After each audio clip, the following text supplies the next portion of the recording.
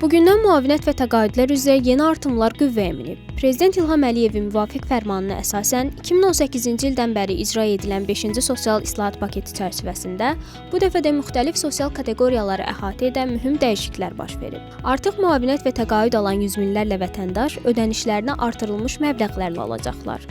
Artımlarla əlaqədar olaraq Vətən müharibəsi qəhrəmanları təqaüdü 2200 manata, milli qəhrəmanların təqaüdü 2000 manata, prezidentin fərdi təqaüdünün məbləği 1700 manata çatdırılmışdır.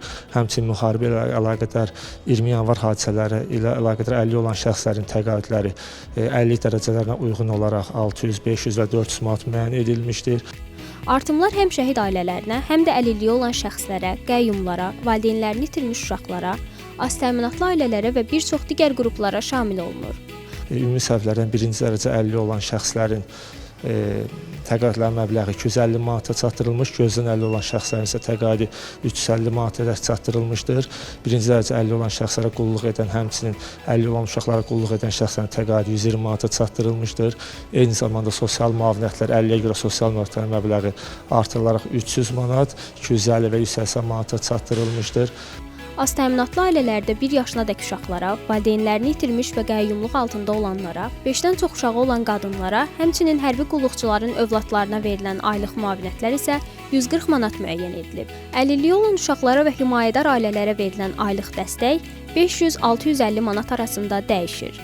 Ailə başçısını itirməyə görə sosial müavinətin məbləği, 5-dən çox uşağı olan qadınlara sosial müavinətin məbləği artırılaraq 140 manata çatdırılmışdır. Həmçinin övladlığa götürən uşağa görə müavinətin məbləği artırılaraq 240 manat təşkil etmişdir.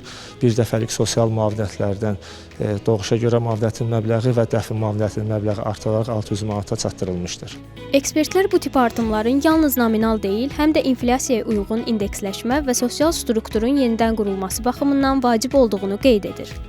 Müavinətlərin artımı ilə bağlı qəbul olunmuş qərarlar sözsüz ki, sosial effektlə yanaşı iqtisadi nəticələrə də səbəb olmalıdır və bu nəticələr birmənalı olaraq müsbət dəyərləndirilməlidir. Belə ki, sosial ödənişlərin artımı, müavinətlərin daha da intensiv şəkildə artımı ilə bağlı qəbul olunmuş qərarlar daxili bazarın stimullaşdırılmasına, o cümlədən daxili bazarda alıcılıq qabiliyyətinə müsbət təsirlər göstərməli və bu da iqtisadiyyata bir təkan kimi çıxış etməlidir. 2024-cü ilin sonlarında qəbul edilən minimum əmək haqqının 400 manata, minimum pensiyanın isə 320 manata çatdırılması addımı hazırki artımlarla birlikdə sosial müdafiənin mərhələli transformasiyasının tərkib hissəsidir. Belə yanaşmalar həm sabit gəlir gözləntisi yaradır, həm də az təminatlı təbəqələrin maddi yükünü azaldır. Müavinətlərin artırılması ilə bağlı qəbul olunmuş ardıcıl qərarlar ölkədə daxili bazarın qorunmasına, daxili bazarın inkişafına və iqtisadiyyata müvafiq stimul